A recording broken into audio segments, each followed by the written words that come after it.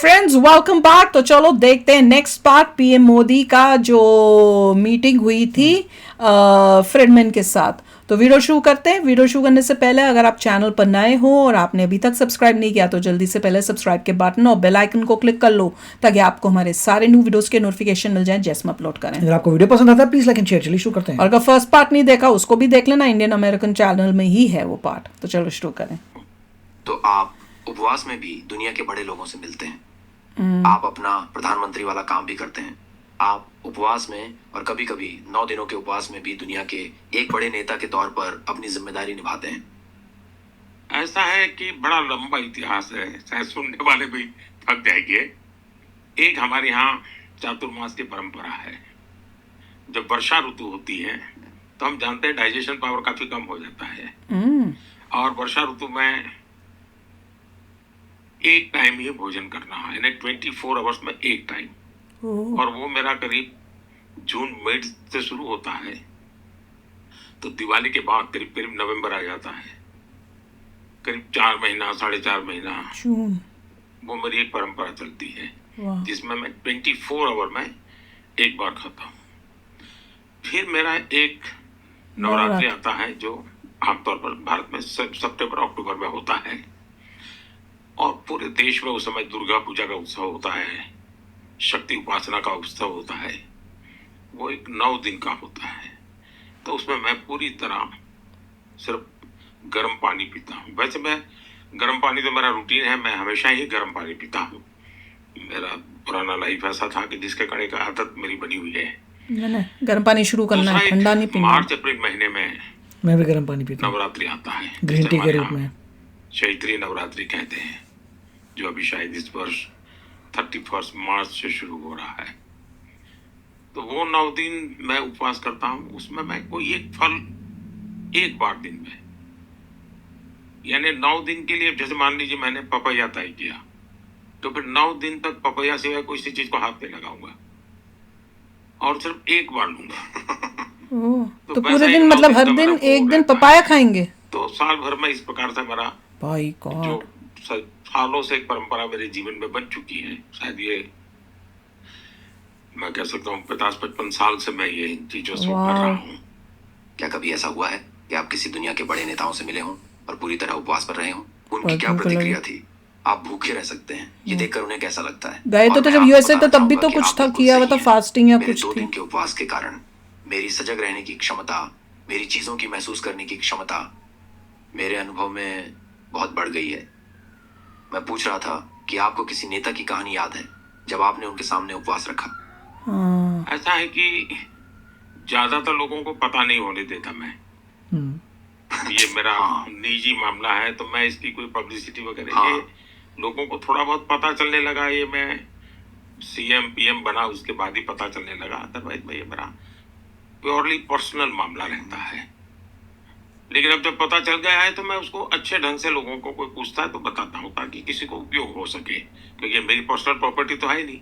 मेरा एक्सपीरियंस है, किसी को भी काम आ सकता है, क्योंकि मेरा तो जीवन ही लोगों के लिए। जैसे मेरा प्रधानमंत्री बनने के बाद और उस समय राष्ट्रपति ओबामा के साथ मेरा व्हाइट हाउस में बायलैटरल मीटिंग था। अब उन्होंने डिनर भी रखा था।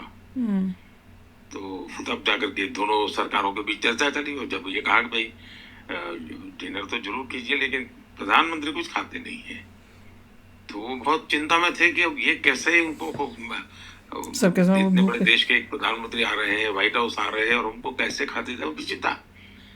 जब हम बैठे तो मेरे लिए गर्म पानी आया तो मैंने कहा ओबामा जी से बड़ी मजाक में कहा कि देखो भाई मेरा डिनर बिल्कुल कहा गया है।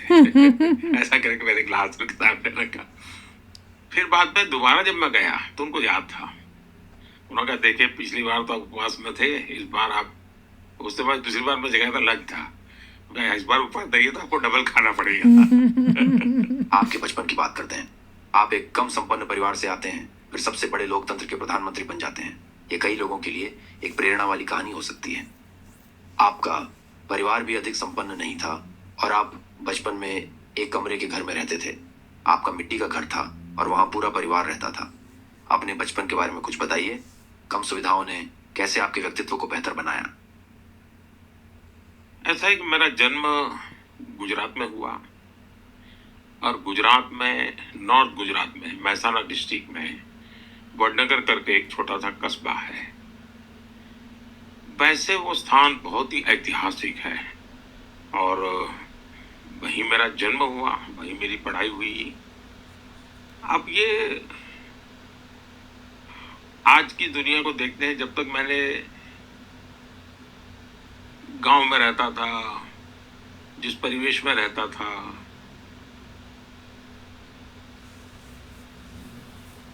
अब मेरे गांव की कुछ विशेषता रही है जो शायद दुनिया में बहुत ही रेयर होती है। जब मैं स्कूल में पढ़ता था तो हमारे गांव के एक सज्जन थे, वो हमें लगातार स्कूलों में बच्चों को कहते कि देखो भाई, आप लोग कहीं जाएं और कहीं पर भी आपको कोई भी नकाशी वाला पत्थर मिलता है या उस पर कुछ लिखा हुआ पत्थर मिलता है, कार्विंग की हुई कोई चीज मिलती है, उसको तो उठाना मत। इस कोने में इकट्ठा हमें तो बोला था उठाना मत, तो मेरा जब उसमें ऐसे क्यूरियोसिटी उसको। बढ़ने लगी, समझने लगा, तो पता चला कि ले हमारा लद्दाख गांव तो बहुत ही पुराना है, ऐतिहासिक है। फिर कभी स्कूल में चर्चा होती थी तो उसमें से जानकारी मिलने लगी। बाद में शायद चाइना ने एक फिल्म बनाई थी, और मैं उस फिल्म के पीछे में कहीं अखबार में पढ़ा था कि चाइनीज फिलोसोफर ह्यूएन संग वो मेरे गांव में काफी समय रहे थे। तभी वो काफी- शी कई जिनपिंग centuries जब आया था पहले थे। खास उसने। तो बौद्ध शिक्षा का वो एक बड़ा केंद्र था वो, तो मैंने उसके पीछे में जाना, और शायद 1400 में एक बौद्ध शिक्षा का केंद्र था। 12वीं सदी का एक विक्टोरी मॉन्यूमेंट, 17वीं सदी का एक मंदिर, 16वीं सदी में दो बहनें जो संगीत में बहुत बड़ी पारंगत थी, ताना दीदी, यानी इतनी चीजें सामने आने लगी। तो मैं देख रहा था कि फिर जब मैं मुख्यमंत्री बना तो मैंने बड़ा एक्सकेवेशन का काम शुरू करवाया। ओह, तो एक्सकेवेशन का काम किया तो ध्यान में आया कि उस समय हजारों बुद्ध भिक्षुओं की शिक्षा का एक सेंटर था, और बुद्ध, जैन, हिंदू तीनों परंपराओं का वहां प्रभाव रहा था। और हमारे लिए इतिहास केवल किताबों तक सीमित नहीं था। हम हर पत्थर बोलता था, हर दीवार कह रही थी और जब हमने ये एक्सकवेशन करने का काम शुरू किया वाओ, तो जो चीजें मिली इतिहास के लिए महत्वपूर्ण है। अब वो तक तो हमको शिवलिंग टाइप लग रहा था। 2800 साल की एविडेंस मिले हैं जो बिल्कुल ही अखंड रूप से ये शहर अविनाशी रूप में 2800 हैबिटाट रहा, मनुष्य जीवन वहां रहा है, और 2800 ईयर कैसे उसका डेवलपमेंट, उसका पूरे सबूत प्राप्त हुई है।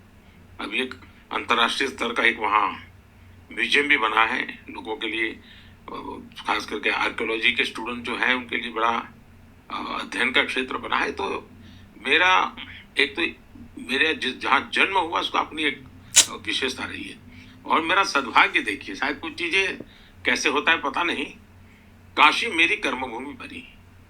अब काशी भी अविनाशी है, काशी, बनारस, वाराणसी जिसको कहते हैं, वो भी सैकड़ों वर्षों से निरंतर एक जीवन Oldest city in the world है, one of the oldest cities in the तो world. शायद कुछ ईश्वर दत्त व्यवस्था होगी कि मुझे वडनगर में पैदा हुआ व्यक्ति काशी में जाकर के आज अपनी कर्मभूमि बना करके माँ गंगा के चरणों में जी रहा है। जब मैं अपने परिवार हमारा था, पिताजी से माताजी, भाई बहन, मेरे चाचा चाची, मेरे दादा दादी, सब लोग बचपन में सब, तो छोटे से, शायद ये घर तो ये जगह तो बहुत बड़ी है जहाँ बैठे, जिसमें कोई खिड़की भी नहीं थी, एक छोटा सा दरवाजा था, वहीं हमारा जन्म हुआ, वहीं पले पड़े। अब विषय आता है गरीबी। वो आज स्वाभाविक है कि जिस प्रकार से सार्वजनिक जीवन में लोग आते हैं उस हिसाब से तो मेरा जीवन बहुत अत्यंत गरीबी से निकला था, लेकिन हमने कभी गरीबी का कभी बोझ नहीं फील किया, क्योंकि जो व्यक्ति बढ़िया जूते पहनता है और अगर उसके जूते नहीं है तो उसको लगता है यार ये है। अब हमने तो जिंदगी में कभी जूते पहने ही नहीं थे, तो हमें क्या मालूम था कि भाई जूते पहनना भी एक बहुत बड़ी चीज होती है। तो हम वो कंपेयर करने की वो अवस्था में ही नहीं थे। अब हम जीवन ऐसे ही जिए हैं। और हमारी माँ बहुत ही परिश्रम करती थी, हमारे पिताजी बहुत परिश्रम करते। मेरे पिताजी की विशेषता ये थी और इतने डिसिप्लिन थे कि बहुत सुबह 4-4:30 बजे वो घर से निकल जाते थे।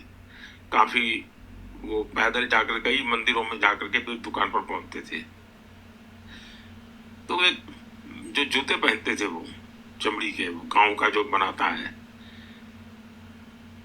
बहुत ही वो हार्ड होते एकदम से, तो आवाज बहुत आती है टॉक टॉक टॉक करके। तो वो चलते थे जब दुकान जाते थे तो लोग कहते थे कि हम घड़ी मिला लेते थे कि हाँ दामोदर भाई जा रहे हैं। यानी इतना उनका डिसिप्लिन लाइफ था। बहुत मेहनत करते थे, वो रात देर तक काम करते थे। वैसे हमारी माता जी भी घर की परिस्थितियों को कोई कठिनाइयां महसूस के लिए करती रहती थी, लेकिन सबके बावजूद भी हमें कभी अभाव में जीने की इन परिस्थितियों ने मन पे प्रभाव पैदा नहीं किया।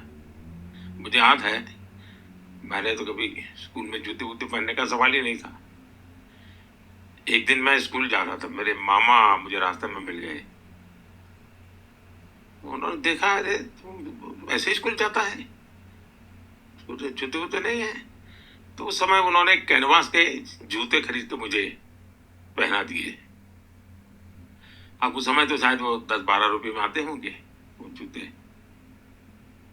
अब वो कैनवास के थे, उस पर दाग लग जाते थे, तो सफेद कैनवास के जूते थे। तो मैं क्या करता था, स्कूल में जब शाम को स्कूल छूट जाती थी तो मैं थोड़ी देर स्कूल में रुकता था, और जो टीचर ने चॉकस्टिक का उपयोग किया है, वो चौक को लगा टुकड़े जो फेंके होते थे उससे वाइट 3-4 कमरों में जाके इकट्ठा करता था और वो चॉकस्टिक के टुकड़े घर ले आता था और उसको मैं भिगो करके पॉलिश बना के मेरे कैनवास के जूते पर लगा करके चमकदार। हमारे तो वो होता था ना, वाइट आते थे पेंट करना वाला शू पॉलिश टाइप। वैभव अनुभव करता था। अब मुझे पता नहीं क्यों बचपन से हमारी माँ स्वच्छता वगैरह विषय में बहुत जागरूक थी, तो हमें भी शायद संस्कार हो गए। तो मुझे जरा कपड़े वपड़े ढंग से पहनने की आदत कैसे है पता नहीं, बचपन से थी। जो भी हो उसको ठीक से पहनूं। तो मैं आयरन कराने के लिए, प्रेस कराने के लिए तो हमारे पास कोई व्यवस्था थी नहीं, तो मैं ये तांबे के लोटे में पानी भर के गर्म करके उसको चिमचे से पकड़ करके मैं खुद अपना प्रेस करता था और स्कूल चला जाता था। तो ये जीवन का एक आनंद लेता था। हम लोग कभी ये गरीब है, क्या है, कैसे ये लोग कैसे जीते हैं, इनका युग कैसा है, ऐसा तो कभी संस्कार नहीं हुआ। जो है उसी में मस्त मौजी से जीना, काम करते रहना, कभी रोना नहीं इन चीजों को लेकर के। और मेरे जीवन की इन सारी बातों को भी सद्भाग्य कहो या दुर्भाग्य कहो, ये राजनीति में ऐसी मेरी परिस्थिति बन गई कि चीजें निकल करके आने लगी। क्योंकि लोग, जब मैं सीएम का मेरा शपथ हो रहा था तो टीवी वाले मेरे गांव पहुंच गए, मेरे दोस्तों को पूछने लग गए, मेरा घर का वो वीडियो निकालने के लिए चले गए। तब पता चला कि ये कोई कहां से आ रहा है। उसके पहले कोई ज्यादा मेरे विषय में जानकारी नहीं थी लोगों को। तो जीवन मेरा ऐसा ही रहा है। बहुत ही प्यारी इंटरव्यू है, हर एंगल से हर चीज का ऐसे लग रहा है बातचीत होएगी डिटेल में। और अभी उन्होंने अपने जो बचपन की बातें शेयर की हैं, my God they was so sweet. और वही दिख रहा है कि पर देखो कि कितनी गरीबी से आए पर कभी फील नहीं हुआ। वो बहुत बड़ी बात है। नहीं तो यहाँ पे तो आजकल की सिचुएशन में उसके पास ये है, मेरे पास ये नहीं है, बच्चों के अंदर मतलब छोटे होते ही हो जाता है। और चीजें भी कौन सी होती हैं भैया, आईपैड, एप्पल वॉच और ऐसी महंगी महंगी चीजों पे कंपैरिजन होता है। और उस टाइम में देखो बच्चों का, उनके पास पहनने के लिए शूज नहीं है, नॉर्मल जो बेसिक नेसेसिटी होती हैं वो भी नहीं है, फिर भी वो खुश हैं। उनको ये फीलिंग नहीं हो रही कि भैया मेरे पास ये नहीं है वो नहीं है। और जो कैनवस का शू के बारे में बोल रहे थे ना, हम लोगों ने भी वो पहने हुए स्कूल टाइम में, और वो वाइट कलर के होते थे और वो गंदे होते थे, या तो उनको धोयो, कई बारी मम्मी धोती भी थी उनको, और कई बारी उसको पे एक वो बॉटल सी आती थी वाइट वाली, उसका ढक्कन खोलो, उसी के अंदर ब्रश लगा हुआ होता था, उसमें डिप करो, फिर हम लोग उसकी पेंटिंग उसको पूरा करते थे। बड़ा वो मतलब हर बारी होता था, क्योंकि टीचर ने चेक करना है, और अगर तुम्हारे वो शू वाइट नहीं होंगे तो उसके लिए भी पनिशमेंट मिलती थी। तो मुझे वो मैं तो भूल ही गई थी उस बात को। आज मोदी जी ने जब बात की तो मुझे भी याद है, एक वो भी जमाना होता था जो हम करते थे। और स्कूल के जो ब्लैक शू के होता था उस पे पॉलिश भी लगाते थे। ये बेसिकली कहा था कि be happy what you have, yes, जो आपके पास है उसी में खुश रहिए, उसी में गुजारा करिए, and you will be fine. बिल्कुल, वो तो है। वेरी नाइस, बहुत ही प्यारा है। और देखो उन्हीं स्ट्रगल्स की वजह से मोदी जी जो हैं आज इतनी हाई पोस्ट पे हैं।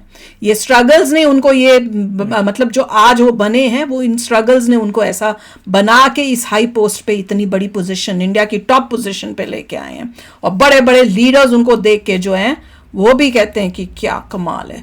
तो चलो यार, आप भी शेयर करना अपने थॉट्स। चलते हैं, मिलेंगे नेक्स्ट वीडियो में बहुत ही जल्द। Till then take care and bye bye. तो अगर आप मेरे इस चैनल पे नए हो तो जल्दी से सब्सक्राइब के बटन को हिट करो और बेल आइकन को क्लिक करो, ताकि आपको मेरा जब नया वीडियो मैं लगाऊं आपको उसके बारे में जल्दी से पता चल जाए।